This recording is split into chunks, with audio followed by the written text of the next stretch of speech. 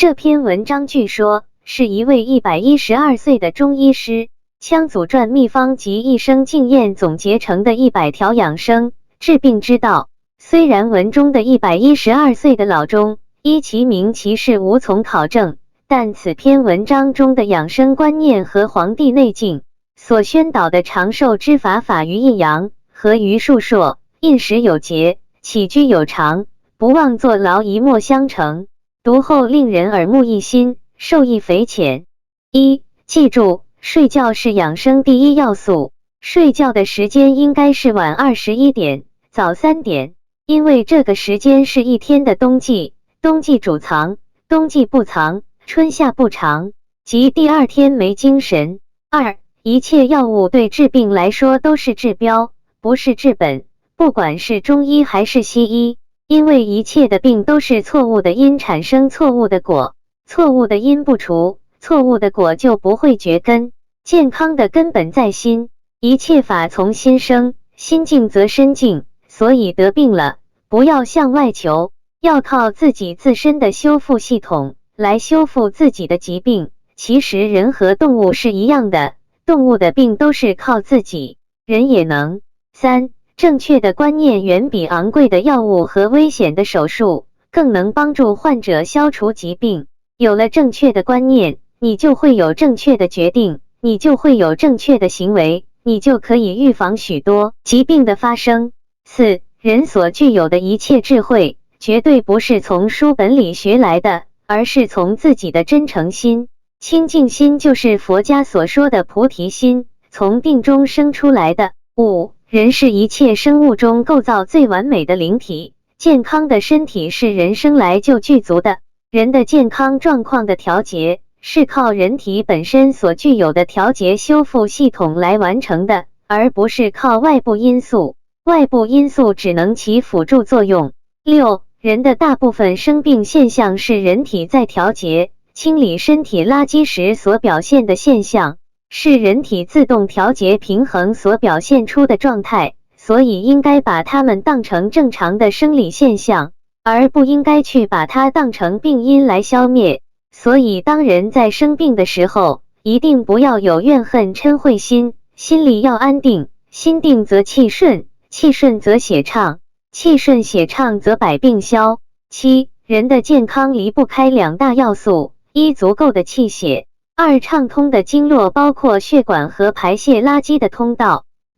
足够的气血靠足够的食物加胆汁，加必要时间内晚天黑后午夜1点40优质的睡眠，这个时候大脑完全不工作，由植物神经主导加良好的生活习惯。畅通的经络需要清净心，一切七情六欲都会破坏清净心，从而破坏经络的正常运行。维持健康的身体不仅需要增加气血，也需要节制减少血气的损耗。过度的增加食物不仅不会增加血气，而且会成为身体中的垃圾负担，反过来还得靠消耗血气来把它们清理掉。五脏六腑是一个血气加工厂，食物是原材料，加工能力是有限的，而食物是无限的，所以食物的数量必须得到控制。适当运动可以帮助人的气血运行，但同时也在消耗人的气血，人体的微循环主要应该靠松静来达到的，这也是健康必不可少的。人体中的垃圾越多，就越需要更多的血气来清除它们，但人的血气因为垃圾的增多和血脉的阻塞而减少，这就形成了恶性循环，这也正是人衰老的机理。所以人要想健康不老，就要一、减少体内的垃圾；二、增加血脉经络的畅通；三、增加体内的气血。与其相信药物，相信检查的数据，不如相信自己的感觉，相信自己所具足的自我调节能力。但这需要在你得到智慧开了的前提之下，才能分辨这一切。健康从调节心性开始。为了你的健康，你学佛吧。学佛得到的快乐是人生最高的享受。对于一个有宿疾的人来说，只有气血充足了，一是通过这里所介绍的补充气血的方法，二是通过散步打通气机，病情才会显现出来。所以练功的人在功夫达到一定水平后，都会出现一些有病的现象。这个时候要沉住气，定下心来，多做些静功来增加自己的气血，以尽快度过这个时期。人违背了养生法则，虽不一定会立即得病，但一旦形成习惯，就会大大增加得病的机会。这就和交通规则一样，你违背了交通规则，不一定会出事故，但其危险性是显而易见的。18. 人为什么必须保持一定的饥渴，才是对养生有利呢？其实这就是虚的妙用。道家讲虚则灵，这和谦虚使人进步，自满使人落后一样，所以人必须经常保持虚灵的状态，才能时时保持清醒，保持健康。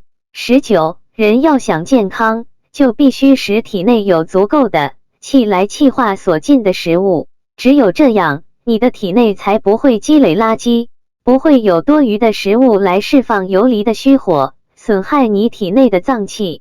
这个虚火反过来会损耗你的气，所以从这个意义上来讲，现代人生病大多数是饮食不节的缘故。20. 久卧伤气，久坐伤肉，一则气滞，即过分静养，会使脾胃消化功能低下，脏腑功能呆顿，气血流行滞涩，抵抗力下降，免疫功能受损，血中糖、脂、尿酸、血压升高，久而久之，人就会生病，而且多是体弱多病，如反复感冒、食欲不振、神疲乏力、不耐疲劳等。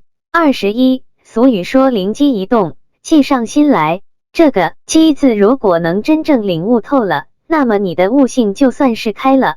老师教人，医生治病，其实就是在点拨你的这个机，让你机打开。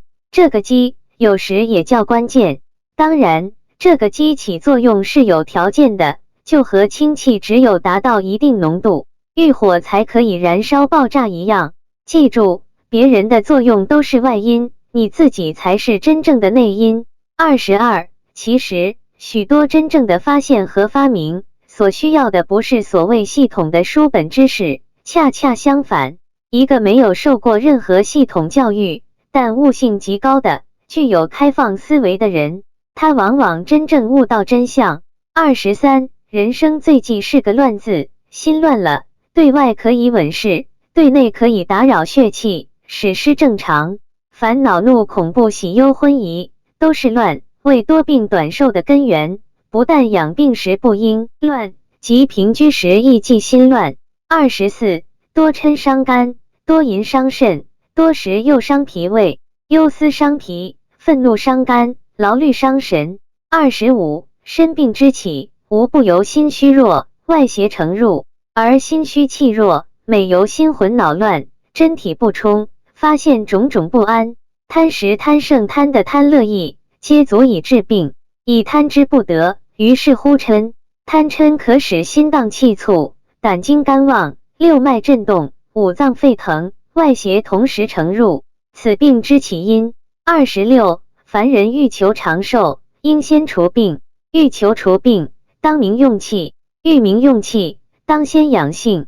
养性之法，当先调心。27. 人受五行之气而致生，故肉身以气为主。气亏则病，气滞则病。欲治其病，先治其气。28. 气以行血，血以补气，二而一也。凡人久视则伤血，久卧伤气，久坐伤肉，久立伤骨，久行伤筋。七情六欲之过则伤元气，伤心肾，香火旺，真阳耗。29. 治五脏之病，莫先于补气。肾由极焉，补气在物动心，心动则肝旺，各脉震惊，真水耗损。心为山，主引风，风动则火旺，火旺则水干，水干则的损。30. 心定神医，受治者信坚心专，两心相合，可以统治百病，无不神效。31. 人病可分两种，一是经络基本畅通但气不足，表现是经常这疼那疼，这是因为他气不足以气化食物，而产生了相火，也叫虚火。随着经络在体内乱穿，哪儿通走哪儿，遇到一个地方堵塞了，这个地方就疼了。这样的人吃一点药物就会立即见效。二是经络不通，气也就无处存身，表现在外表看不出有什么毛病，但一旦发现就是大病，而且这种人经常是吃什么药都见效慢，或根本不起作用。32. 中医的最高境界是养生，养生的最高境界是养心，所以就养生而言，下是养身，中是养气，上是养心。看一个人也是一样，观相不如观气，观气不如观心。33. 心神不安，情性躁急，为治病致死之总因，故安心法为卫生第一要诀。心可以主动一切，心定则气和，气和则血顺，血顺则精足而神旺，精足神旺者，内部抵抗力强，病自除矣。故治病当以摄心为主。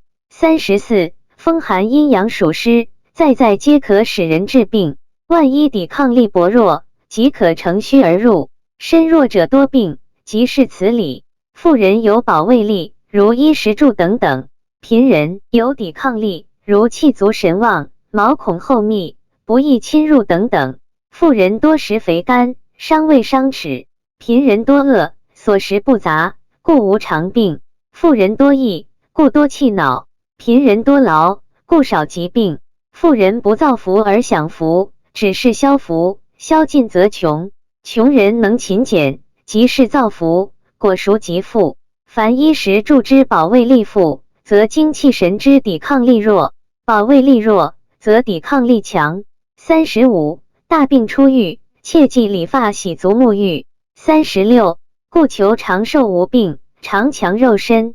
欲强肉身，当调服精气神；欲调精气神，当拒绝扰乱之贼；欲度此贼，当先摄心；欲求摄心，当化贪嗔痴三毒；欲化除此三毒，必学心戒。但空口言戒，无益于事，必求开慧，方不为所余。欲求开慧，必先求定；欲求得定，必学散步。37. 能静则仁，有仁则寿，有寿是真幸福。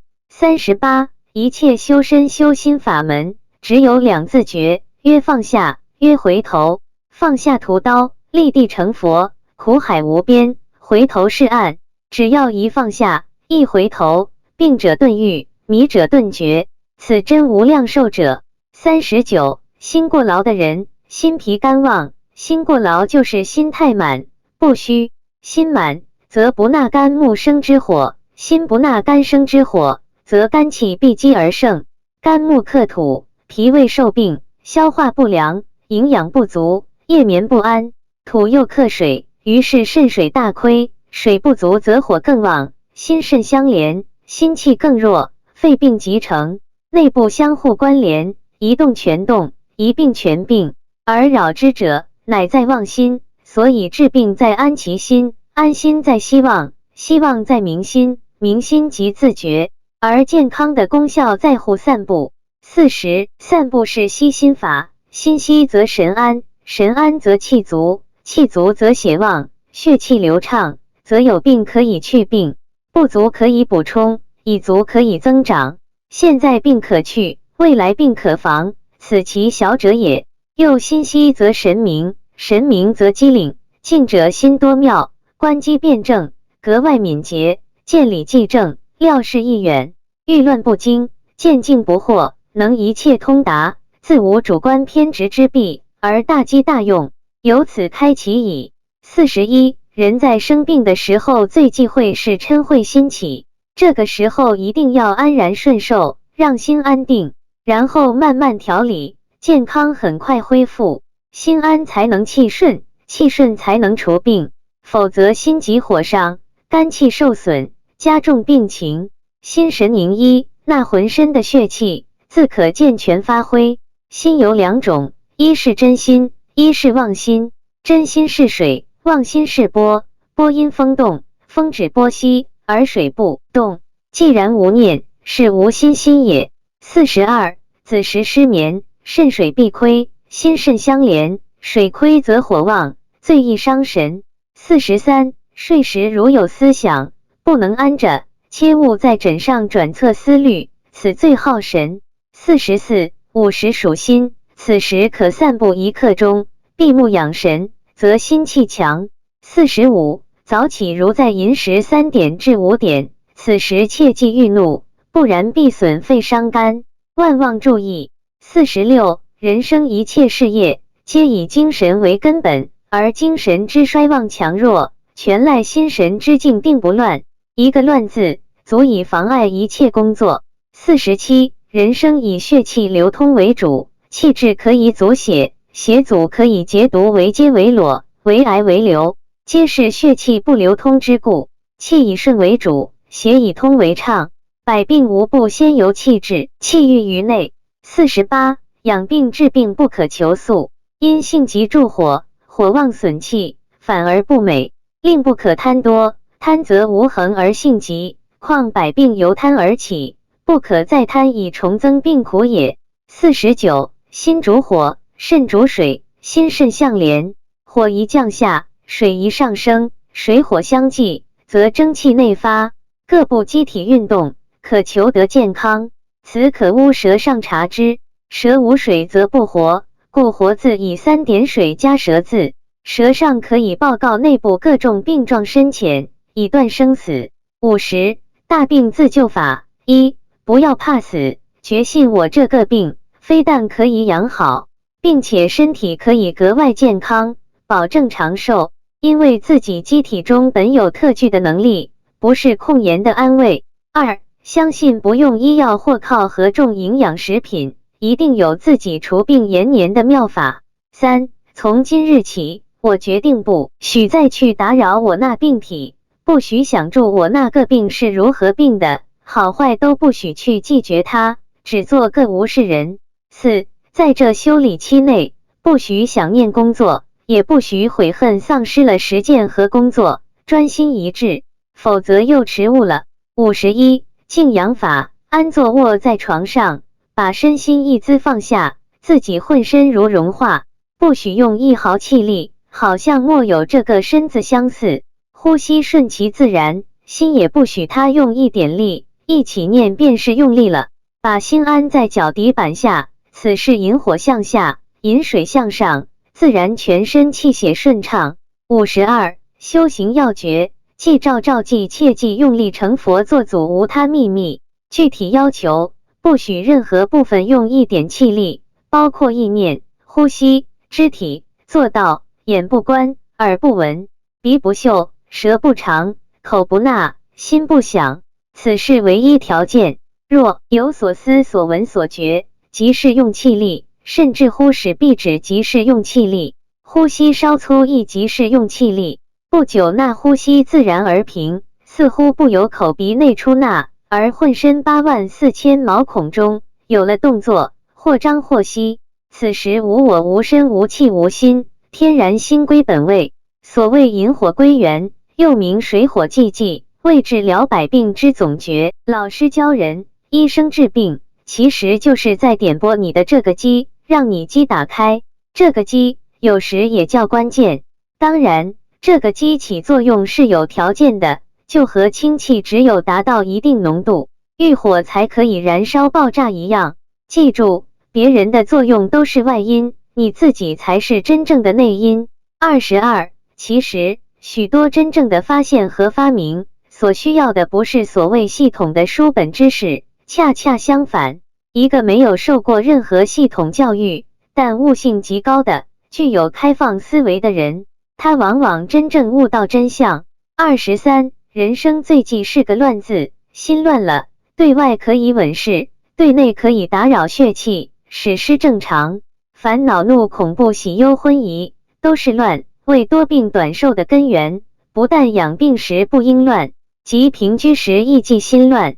24. 多嗔伤肝，多淫伤肾，多食又伤脾胃，忧思伤脾，愤怒伤肝，劳虑伤神。25. 身病之起，无不由心虚弱，外邪成入，而心虚气弱，每由心魂恼乱，真体不充，发现种种不安，贪食贪胜贪的贪乐意，皆足以治病。以贪之不得，于是乎嗔。贪嗔可使心荡气促，胆经肝旺，六脉震动，五脏沸腾，外邪同时承入，此病之起因。26. 凡人欲求长寿，应先除病。欲求除病，当明用气。欲明用气，当先养性。养性之法，当先调心。27. 人受五行之气而致生，故肉身以气为主。气亏则病，气滞则病。欲治其病，先治其气。28. 气以行血，血以补气，二而一也。凡人久视则伤血，久卧伤气，久坐伤肉，久立伤骨，久行伤筋。七情六欲之过则伤元气，伤心肾，香火旺，真阳耗。29. 治五脏之病，莫先于补气。肾由极焉，补气在物动心，心动则肝旺，各脉震惊，真水耗损。心为山，主引风，风动则火旺，火旺则水干，水干则得损。30. 心定神医，受治者信坚心专，两心相合，可以统治百病，无不神效。31. 人病可分两种，一是经络基本畅通但气不足，表现是经常这疼那疼，这是因为他气不足以气化食物，而产生了香。43. 睡时如有思想，不能安着，切勿在枕上转侧思虑，此最耗神。44. 午时属心，此时可散步1刻钟，闭目养神，则心气强。53. 为了养生而死的，占3/10。到底怎么回事？是因为太爱惜自己的身体了，为了这副臭皮囊，怕受辱，怕受宠，怕吃亏，怕上当，瞻前顾后，左顾右盼，但惊受怕，患得患失，这样他那颗心整天缩成核桃样，像是被狗反复啃过，怎么能不死？越怕死，越死得快。你要是养生，就得不怕死，只有不怕死，才能远离死。真正不怕死的人，走路不会遇上老虎，就是遇上老虎也不吃它；打仗遇不上刀枪，就是遇上刀枪也不伤他。为什么？因为他不把死当回事，不怕死，死也就没法了。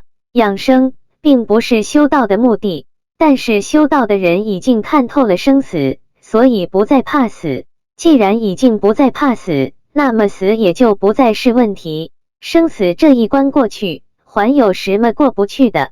因此，修道的人能够长生，莫想到长生，反倒能长生；一心想住长生，反而死得快。长生不是修道的目的，它只是修道的附带现象。54. 人有病，人还不以为有病，这就是人的最大的病。知道自己有病的人有多少呢？55. 天天3更半夜还在网上的人，本身就是养生的大忌，包括一些所谓的名医也是这样。还有，他们的心量也是斤斤计较，试问这样的人连自己都保不住，还怎么医人呢？56. 别贪那个小便宜，大便宜也别贪，一个贪字就含住祸。贪，患得患失会导致人的心脏病。贪，患得患失是不懂道法自然的表现。57. 不要天天想住吃什么补阴，吃什么壮阳。记住了，运动就可以生阳，散步就可以生阴。阴为阳之母，阳为阴之用。8. 人在气不足的时候，不能盲目补气，否则会影响身体健康。如果是因为血不足，就需要先补血，因为血为气之母，否则就成了干烧气敏，把内脏烧坏。如果是因为瘀滞不通，就可以增加气血，血气同补，这样才能达到补气的作用。59. 环境对人养生的重要性是不言而喻的，这就是为什么人在空气清新的深山老林里会把痼疾养好的道理。因为深山老林中的精微物质负离子会通过人在放松情况下的深呼吸，把它吸收到人体内部，从而滋润运养五脏六腑，使人重新焕发活力。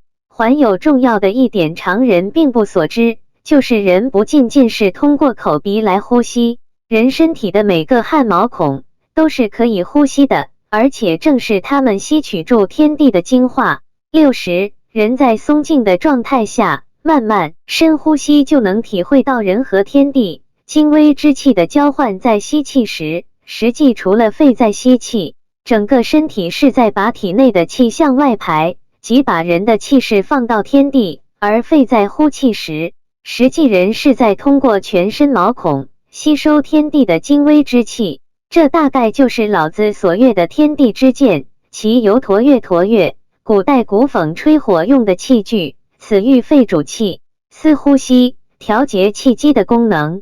呼。61. 运动有2点禁忌，一是不能在气血不足的时候运动，二是不能在污浊的环境中运动。62. 运动的作用有二，一是增加气血的运行速度，促进体内的垃圾排出体外；二是打开皮肤的毛孔，吸收天地精气。63. 什么是悟性？什么是智慧？悟性和智慧就是用最简善的方法来处理、看待一切事物。但一些庸人自扰的人总是把简善的事情看复杂了，做复杂了。繁和简其实是一回事，是一回事的两个方面。聪明的人看到的是简善的一面，愚蠢的人看到的是复杂的一面。64. 人治不了的病，要靠神治；神治不了的病，要靠佛治。佛讲什么？佛是讲心。65. 现代的医院和法院差不多，动不动就给病人下了死刑判决通知书，而好多情况下是把不该判死刑的人判了死刑。为什么这么越呢？就以癌症为例，癌症现在在人们的心里等污死刑。其实如果我们不叫它癌症，那么对污病人来讲，就等污给病人留下了希望，等污留下了生机。所以我讲，现在的癌症病人有大半是被吓死的，是被精神压力折磨死的，同时也是被医院折磨死的。因为你一旦被诊断成了癌症，那么他就可以肆无忌惮地处理你，治不死是你命大，治死了，因为你是癌症。事实上讲，是你的心能不能放下。一切病从心生，一切病从心治，只要你还活住，你就有生机。找到了这个生机，对症而治，你就会康复。66. 现在讲竞争，把所有的秩序都打乱了，把人引入了魔道。竞争是什么？竞争就是把人们引入无限的贪欲世界。你一方面提倡竞争，一方面又谈什么构建和谐社会，这不是典型的自欺欺人吗？67. 根据阴阳互抱的原理来看，清遇浊相互吸引，所以人食入清心之物，必将与体内污浊之物相抱，从而把它们排除体外。68. 污浊之物的产生，一是因为食入不前进食物，但更主要的是食入了过多的食物，体内不能运化，造成食物堆积成垃圾。69. 顺应自然是养生的最高境界。一个人生下来，他的命运就基本上是有一定定数的，他该干什么，不该干什么，该吃什么，不该吃什么。如果能顺住他的运数去做，就会平安无事。有悟性的人会发现，知道自己的运数，知道他应该干什么，不应该干什么。所以养生绝对不是简善模仿，人云亦云。不要去羡慕别人，要从自己的心里找到自己的悟性。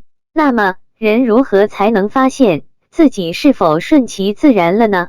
其实这太简善不过了。你有病了，你不舒服了，你不自在了，那你就是违背自然了。要做到顺外面大自然的自然，还要顺自己内在命运的自然，这二者是不可或缺的。其实，很多人一听到医师宣布自己得了重病时，往往都会显现出一副无辜的模样，希望用切、割、毒、杀等外来方式去除疾病。然而，疾病真的会没来由的产生吗？世上绝对没有这种好好的就突然生病的事情。以感冒为例，如果真要病人做自我反省的话，通常患者都会表示自己在感冒之前，曾敬义连熬了好几个通宵。有些人会怨自己最近吹了冷风，淋了雨；有些人则怨工作的压力很大，常常头痛又失眠。事实上，诸如此类现象都是导致感冒的因素。接句话曰：假使病人的敏感度及警觉性够的话，自然能够做到防患未然的目标。71. 真正的科学是什么？就是因缘果报，不信因果，就不是真正的科学。72. 莫有怕吃亏的心，莫有占别人便宜的心。换句话曰，就是你能吃亏，别人就是要你命你都舍得，你都挤他，而自己在任何时候都不去贪便宜，那你的心还能不定吗？世人谁能做到？但佛就做到了。73. 当人们掌握了健康的方法之后，会真正享受到那种完全不用担心疾病的自信，这种感觉真好，但愿您也能和我们一样拥有这份自信。74. 学问深时意气平，心定则气平。所以对于一个得道的人来越，观察一个人并不是一件很困难的事，这也是相随心转的结果。75. 名为五欲之最挪破者，色次之，财又次之，食欲睡更次之。民心不死，无以入道。76. 百病之始，起污讽邪成入，如体气虚弱，营卫失调，或忧思惊恐，酒色劳力，真气耗而外，邪入矣。77. 治五脏之病，莫先污补气，肾由极焉。补气在物动心，心动则肝旺，各莫震惊，真水耗损。心为山，主引讽，讽动则火旺，火旺则水干，水干则地损。78. 对于医生而言，心定神医，受治者信兼心专，两心相合，可以统治百病，无不神效。79. 从当年希特拉绕开盟军坚固防线，攻克马奇诺防线的案例中，我悟到了，对付一些顽固的病症，不能正面硬攻，要从其他的相关方面突破，如治疗肾病、肝病这些顽固之症，可通过调肺、脾等来达到效果。80. 中庸是养生的根本原则，人体中的气血也是一对阴阳，血为阴，为体；气为阳，为用。血为气之母，气为血之帅，气不足，易得淤积之病，如肿瘤、血栓等；气太过，易得脑出血之类的病。所以，只有气血平衡，人才能健康。81. 人只有悟到什么是自然了，才算是得到了。知道自然，然后能顺其自然，这个人就是神人。懂得阴阳了，懂得顺其自然了，你就一定会成为良医大德了。82. 什么是自然？自然就是任何事物都有阴阳两面，任何事物都要经过生、长、收、藏的过程。你顺应这个过程，采用五行相生相克的原理去调节病人的平衡，怎么会治不好病呢？83. 简善和复杂是一对阴阳，越是复杂的事情，往往用最简善的办法就可以解决。同样，看似最简善的问题，你往往解决起来并不容易，你付出极大的努力，也不一定能解决得了。这就和刚柔一样，柔极能克刚，刚极柔不防。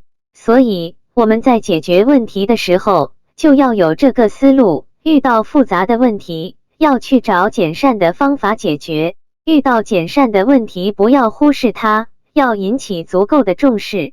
84. 我们看看这个世界上是不是这个道理？吃饭睡觉有几个人能顺其自然？有几个人能遵守自然？你遵守不了，为什么？因为它太简善了，正因为太简善了，所以你就不容易遵守。这就是辩证法。85. 什么是平衡？平衡就是阴阳的互相依存和互相制约，哪一方太过或不及，都会失去平衡。怎么会伤元气？失去平衡就是在伤元气，经常处于平衡的状态，元气就会保持得好，人就衰老得慢。86. 阴阳之道就是矛盾对立的两个方面互相依存，互相转化。任何一对矛盾，如果一方脱离了另一方，不受另一方的制约了，那它离消失、灭亡就不远了。你看，当今社会，领导们都不喜欢制约，喜欢独来独往，我行我素，贪污受贿，其结果是什么就可想而知了。阴和阳就是如此。大自然中，一个事物的出现，总有令它产生的因素，但同时总会出现另一因素来制约它，这就是五行相生相克的道理，也是阴阳相互依存、相互制约的道理。所以养生的道理也是如此，你生病了，总有一个使你生病的因素存在，同时也会有一个制约它、令你疾病消失的因素存在。正如自然界中毒蛇存在的地方，必定附近就有解蛇毒的草药存在一样。87. 什么叫人得意忘形？他失去控制了，失去阴的制约了，所以其下场一定是。同样人也不能一味消沉下去，这就是失去阳对他的制约了。88. 如何具有大智慧？莫有博大的胸怀，哪来的大智慧？89. 俗语曰：活到老，学到老。学习也要应时，到什么年龄就要学他这个阶段应该学的东西，否则就是不应时，不顺其自然。但看看我们现在的教育，从幼稚园到大学，有多少是学了应该学的东西？小时候应该学什么？应该学德，学孝道，接住学字字断句，再往下学如何做事。到青年学如何优生优育，家庭幸福；到了中年，学习养生之道；到了老年，学放下心态，安享晚年。继续教育学什么？就是要学这些。90. 情志跟疾病的相关性是很密切的，有些疾病就是因情志而起，你用药物治疗，治来治去都不好。对污这类疾病，解铃还须系铃人。五志能够治病，五志亦能解病。91. 养生有一条很重要，就是不能怕死。怕死者阳气不足，阳气不足，死神就会找到你。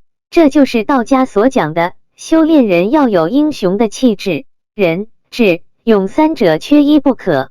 92. 当你把什么学问理解到它是非常简善朴素的时候，这时候你才是真正得到其中的三昧了。如果你还感到它是那么博大精深、深不可测，那是你还莫有掌握到它的精髓，是枝现到茂密的树叶，而莫看到它的根本。这时候你还是处无有的阶段，莫有达到无的境界。一切离不开阴阳，万事万物离不开阴阳，这个根本就是阴阳。知其一，万事毕。93. 凝神定气，物我两忘。养生的真谛。94. 主明则下安，以此养生则寿，末世不殆，以为天下则大昌。主不明则12官危，使道闭塞而不通，行乃大伤。以此养生则殃，以为天下者，其宗大危。戒之戒之。95. 五行相生相克的应用。凡是因五脏太过引起的疾病，都可以用五行相克的方法对治。同样，凡是因为五行不足引起的疾病，都可以用五行相生的方法解决，这是运用五行的根本原则。96. 现代人往往都在追求提高物质生活方面下功夫，这种追求的后果是很可怕的。要知道，人们对物质的欲望是无止境的，一旦这种欲望得不到控制，那等待我们的就是无止境的痛苦。其实，物质能带来的享受，精神也能，药物能治疗疾病，心理疗法也能做到。所以，我们用一生来追求财富，不如用一生来培养出一种好的心态，让我们的精神达到一种超凡的境界。97. 当人们掌握了健康的理念和方法之后，会真正享受到那种完全不用担心疾病的自信，这种感觉真好，愿我们都能拥有这份自信。98. 我们人体是一个充满智能的机体，我们的身体有好多哨兵、牙齿、阑尾、扁桃腺等。本来一旦我们的身体有异常时，通常是上火，这些哨兵会立即做出反应通知大脑，聪明的人这时候就应该调整心态，检讨自己，让自己平和下来。但现在我们的西医都做了什么？你疼不是吗？我把你们通通切除掉。现在更有甚者，发明了一种仪器，你不是得了过敏性鼻炎打喷嚏吗？我把你鼻子里的敏感区神经烧毁，这样以后你怎么刺激它都不会打喷嚏了。西医这样做的后果，就是可能我们在生病后，切掉的就是我们的五脏六腑了。99，记住，我们偶尔拉肚子、打喷嚏、咳嗽、发烧等，都是我们自己的身体修复系统在工作，不要一出现这些症状就滥用药物，否则这些药物就会破坏你自身的修复功能。一旦你的修复功能减弱或丧失，那你就把命运交给这些药物了。记住，只要症状不严重，最好的办法是静养，安心静气，让自身的修复系统来完成疾病的修复工作。所以，我们每个人都要慎用药物，让我们自身的修复系统功能恢复起来，这才是真正的健康之道。100，很多重病或绝症都只有一个理由，恨。当这恨没了，病也必一起消失。这世件最挪解的事，绵延不止的恨，因有解不开的恨，才有治不好的病。